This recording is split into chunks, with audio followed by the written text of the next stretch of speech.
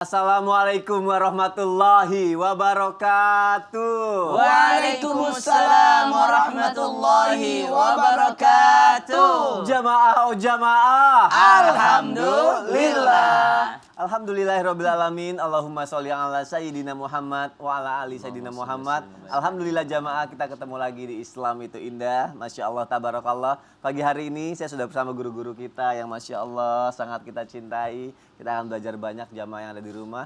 Dan juga kami mengucapkan innalillahi wa inna ilaihi roji'un.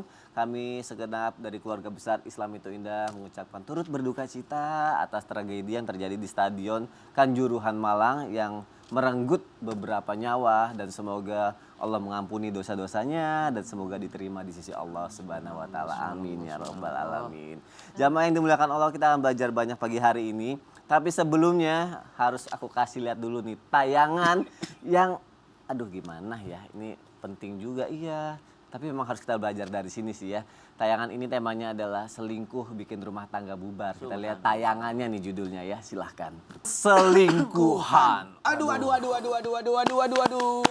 Dari kata-kata awalnya aja udah kayak gimana gitu ya. Karena ibadah tertinggi kan ada namanya istiqomah. Istiqomah. Jadi kalau tidak istiqomah, Kalau selingkuh, itu membuat rumah tangga rusak. Semua yang sudah dibangun hancur. Ya. Tidak adanya lagi kejujuran. Semua yang tadinya berawal baik-baik saja rusak semuanya. Dan bagaimana kalau misalnya nauzubillah min dzalik itu harus terjadi kepada Anda? Waduh. Kesannya kayak gimana?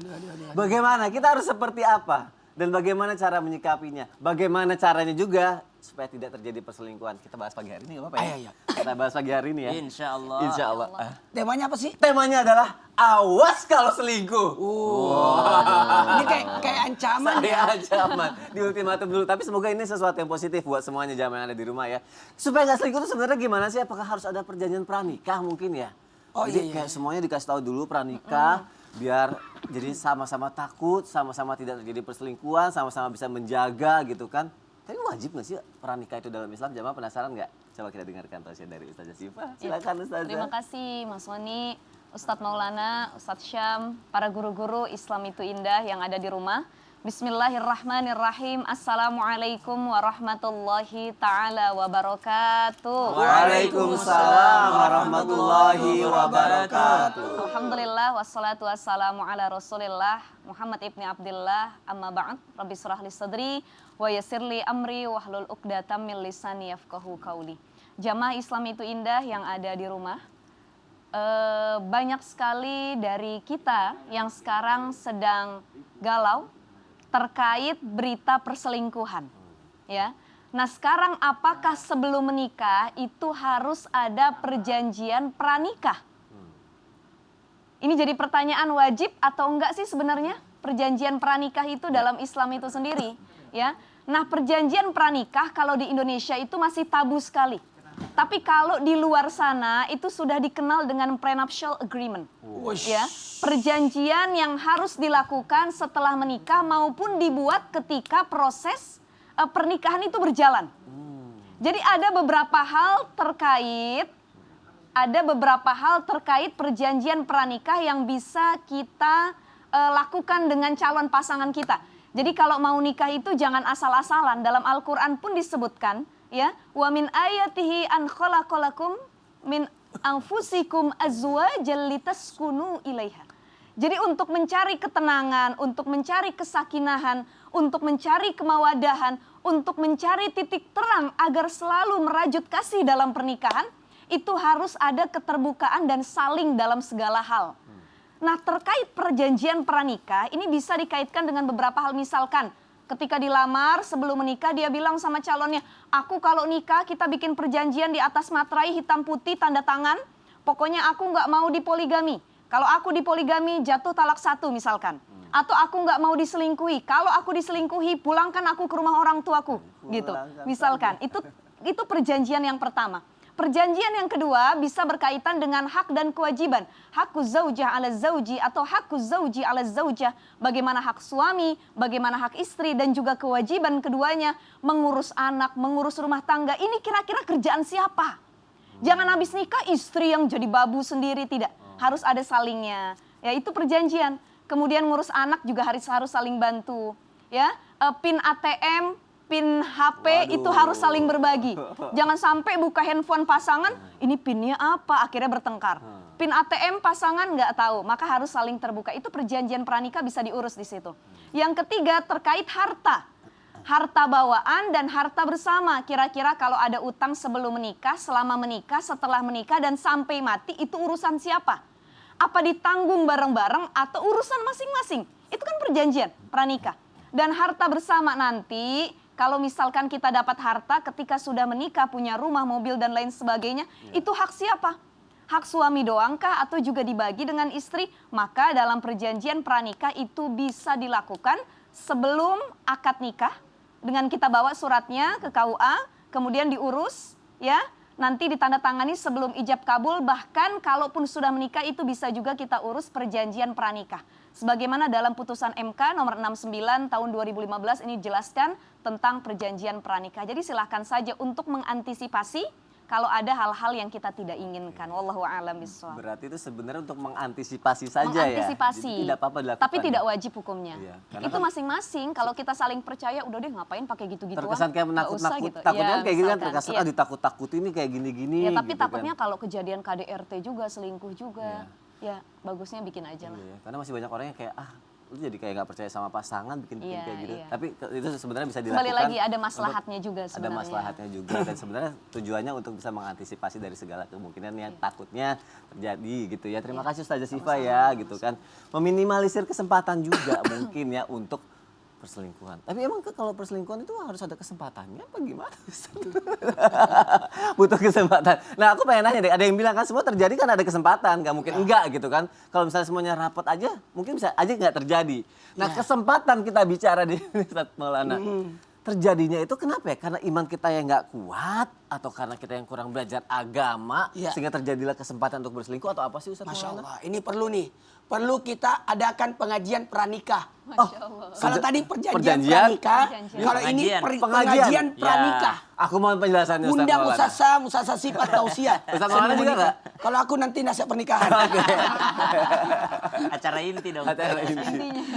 Silakan Ustaz. Izin semuanya, Musasa Sifat Sasam yang baru pulang umroh, Masya Allah. Masya Allah. Banyak cari loh. Bismillahirrahmanirrahim. Assalamualaikum warahmatullahi wabarakatuh. Waalaikumsalam warahmatullahi wabarakatuh. Jamaah. Yeay. Oh jamaah. Yeay. Alhamdulillah. Alhamdulillahirrabbilalamin. Allahumma salli ala sayyidina Muhammad wa ala ali sayyidina Muhammad. Satu bentuk pujian dan rasa syukur kita hari ini 7 Rabiul Awal 1444 Hijriah. Semoga kita mendapatkan keberkahan di bulan Maulid ini dengan menyebarkan, memperkuat lagi keimanan kita lewat cinta dan meneladani Rasulullah. Maka supaya rumah tangga tidak bermasalah, ayo teladani Rasulullah yang begitu akhlak mulianya, liutamnya makarimal akhlak dalam aspek apapun, termasuk aspek dalam berumah tangga. Pertanyaan Mas Sony, kesempatan ini terjadinya perselingkuhan dan sebagainya karena kurangnya iman, lemahnya iman, dan Belajar agama. kurangnya belajar agama. Maka tadi saya langsung katakan, pentingnya pengajian pranikah. Untuk apa? Untuk menasehati. Bahkan di kantor urusan agama sudah ada namanya pengkaderan apakah itu nom? Di pelatihan apa? Kursus kilat. Kursus kilat. Sasam dulu kursus kilat. Nggak usah lah, Ustaz. Jadi kalau orang sudah tahu agama aman. Karena makanya langsung kalau saya selalu minta bacakan siga taklidnya. Kenapa bacakan? Karena ada 4 di situ. Dilarang memukul. Oh, ada di situ ya? Ada semua di situ. Tidak memenuhi tanggung jawab untuk menafkahi, tidak menyapa, tidak perhatian dan tidak ada kabar. Ini kan bagus. Kenapa? Supaya mengingatkan tugasnya karena ketidaktahuan inilah sebenarnya. Karena ketidaktahuan dengan mudahnya makanya umur nikah itu buat laki-laki 25 tahun, untuk perempuan 20 tahun. Itu dinaikkan dulu 16, 18, 19, sekarang sudah ada aturannya 20 buat perempuan, 25 buat laki-laki. Kenapa? Kesiapannya, untuk pengetahuannya. kalau kami di pesantren harus atamin dulu kitab Qurratul Uyun ya. Atamin dulu. Kenapa? Aku dulu Jen. Iya, atamin dulu kitab itu karena di sana ada pembelajaran tentang agama, gimana membina rumah tangga, bagaimana memuliakan pasangan, gimana kita melakukan tanggung jawab dan tugas tanggung jawab. Sekiranya orang punya iman tidak akan melakukan dosa.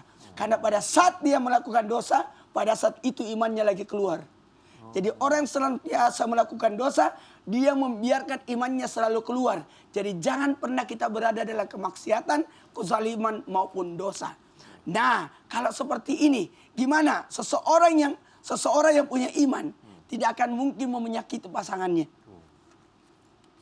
Bukankah selingkuh itu menyakiti perasaan? Iya dong. Pasti. Sakit yang diselingkuhin. Aduh. Kenapa Ustaz? Saya saja istri saya sudah meninggal, nggak berani selingkuh. Oh iya. Udah meninggal ya? Iya, mau sama siapa sih itu udah kan selingkuh. Selingkuh kan kalau lagi hubungan pernikahan. Iya juga ya. Iya dong. Jadi gini, tolong dicamkan. Ada berapa korban, ada berapa orang dikecewakan. Apalagi namanya pernikahan adalah ikatan suci. Ikatan janji untuk menjalani hidup beribadah dalam berumah tangga. Gitu. Masya Allah, berarti memang nikah tuh gak sekedar habis. Terima kasih. Nggak Ustaz, bisa. Bukan sekedar nikah aja, kita harus belajar bagaimana cara kehidupan kita selama nikah itu kan. Ya. Dan harus memperdalam iman kita. Karena terjadi Iman dan ilmu. Iman dan ilmu. Oh iya benar. Kalau misalnya imannya nggak kuat, pasti bisa selingkuh. Kalau ilmunya nggak tahu, Imannya, selingkuh jadi juga gini, gitu ya. kalau iman turun, perbanyak ilmu. Oke. Kalau ilmunya turun, perbanyak iman. Iya sih, ya. Saling mengisi ya berarti ya. Iya. Bagaimana dengan niat? Kok niat? Nggak, kadang kan kesempatan itu kan bisa ketutup kalau misalnya iman kita kuat, ilmu kita ini gitu Iya. kan. Tapi kan ada lagi faktor rumah tangga yang menjadi pencetus takutnya. Apa itu? Niat itu loh Ustaz. Jadi Sasam. Dan kesempatan ada niat. Kesempatan ada niat. Jadi misalnya aduh rumah tangganya nggak baik-baik aja tuh, ngerasa bosan apa segala macam. Ah gue mau niat, gue selingkuh aja mau memperbaiki. Kan nggak ada yang tahu. Apakah niat juga mempengaruhi Ustaz? Allahu Akbar. Maaf penjelasannya Ustaz. Sampai guruku Aduh, ya, Maulana, langsung Ustaz lanjut. Syifa, Mas Soni serta guru-guru kami yang dimuliakan Allah Subhanahu wa taala.